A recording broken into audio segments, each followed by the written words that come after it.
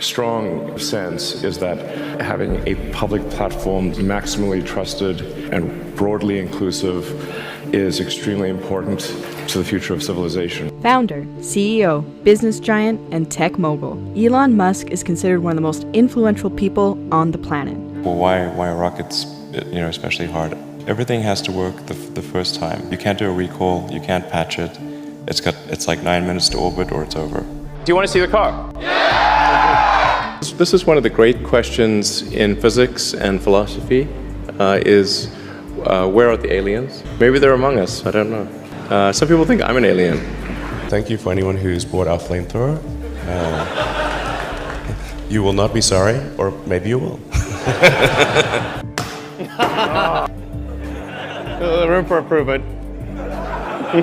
Of doing this is to just give the hardcore smackdown to gasoline cars. They think that technology just automatically improves. It only improves if a lot of people work very hard to make it better. Oh my God. Wow. Holy flying that thing took off. Oh my God. That's unreal. Elon Musk, his story is weaved with epic failures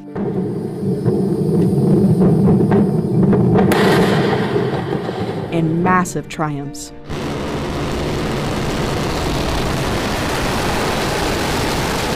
As well as plenty of hard work and dedication. I think certainly being focused on something that you're confident will have high value to someone else. A natural human tendency is wishful thinking. So a challenge for entrepreneurs is to say, well, what's the difference between really believing in your ideals and sticking to them versus pursuing some unrealistic dream that doesn't actually have merit? And that is a really difficult thing to tell. Can you tell the difference between those two things? Right. So you need to be sort of very rigorous in your self-analysis. I think certainly extremely tenacious and then just work like hell. I mean, you just have to put in, 80 to 100-hour weeks every week. All those things improve the odds of success. If other people are putting in 40-hour work weeks and you're putting in 100-hour work weeks, then even if you're doing the same thing, you will achieve in 4 months what it takes them a year to achieve. Elon Musk's long-term thinking keeps him on the leading edge of technology. He knows that the challenges he sets for himself and his companies are daunting and will take decades to achieve. Regardless of the doubters and against the odds, he confidently pushes forward. Whether it's electric cars, space exploration, Mars colonization, or the advancements in AI, it's clear that his focus on the future of humanity is what continues to drive him each and every day. I really want to make sure that there is a good future for humanity, and that we're on a path to understanding the nature of the universe, the meaning of life, why are we here, how do we get here. And in order to understand the nature of the universe and all these fundamental questions, we must expand the scope and scale of consciousness. Certainly it must not diminish or go out, or we certainly won't understand this. So I would say I'm motivated by curiosity more than anything, and just a desire to think about the future and not be sad, and are you not sad? I'm sometimes sad. Mostly I'm feeling, I guess, relatively optimistic about the future these days. There are certainly some big risks that humanity faces. I think the population collapse is a really big deal that I wish more people would think about, because the birth rate is far below what's needed to sustain civilization at its current level.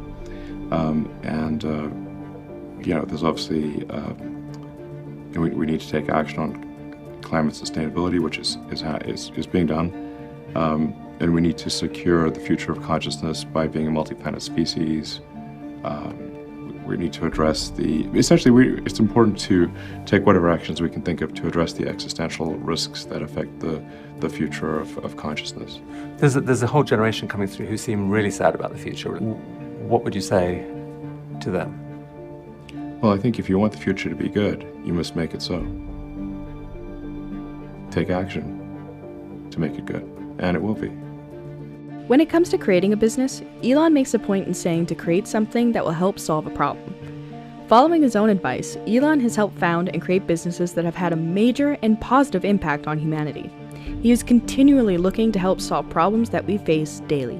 It goes back to when I was in university. I thought about what are the problems that are most likely to affect the future of the world, or future of humanity.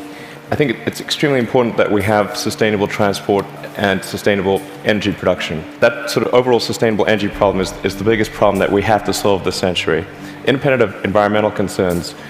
In fact, even if producing CO2 is good for the environment, given that we're going to run out of hydrocarbons, we need to find some sustainable means of operating. Given his impressive track record for success and pushing the limits, it's unsurprising that Elon continues to inspire people across generations. In his mind, it's important to be useful, both to other people but also the world. However, he acknowledges that it can be extremely difficult to be useful. Here is his advice for those looking to create a positive impact in the world and the thinking framework he uses to tackle humanity's biggest challenges. Millions of people look up to you. What advice would you give to them about if they want to try to do something big in this world, they want to really have a big positive impact, what advice would you give them about their career, maybe about life in general? Try to be useful. Do things that are useful to your fellow human beings, to the world. It's very hard to be useful. Very hard. Are you contributing more than you consume? Try to have a positive net contribution to society. I think that's the thing to aim for. Not to try to be sort of a leader just for the sake of being a leader or whatever. A lot of times, the people you want as leaders are the people who don't want to be leaders. If you can live a useful life, that is a good life. A life worth having lived. I would encourage people to use the mental tools of physics and apply them broadly in life. They're the best tools. I mean, like a lot of things I learned in college actually were pretty helpful. I mean, I think the physics approach to thinking is very good, like the first principles approach. Applying the first principles approach to thinking is, I think, a good way to figure out counterintuitive situations. I do think there's a good framework for thinking is physics, the sort of first principles reasoning. I mean, generally, I think there are, what I mean by that is boil things down to their fundamental truths and reason up from there, as opposed to reasoning by analogy. Through most of our life, we get through life by reasoning by analogy, which essentially means kind of copying what other people do with slight variations. And you have to do that, otherwise it's mentally, you wouldn't be able to get through the day. But when you want to do something new, you have to apply the physics approach. Physics is really sort of figuring out how to discover new things that are counterintuitive, like quantum mechanics. It's really counterintuitive. So I think that's an important thing to do. And then also to really pay attention to negative feedback and solicit it, particularly from friends. This may sound like sort of simple advice, but hardly anyone does that, and it's incredibly helpful.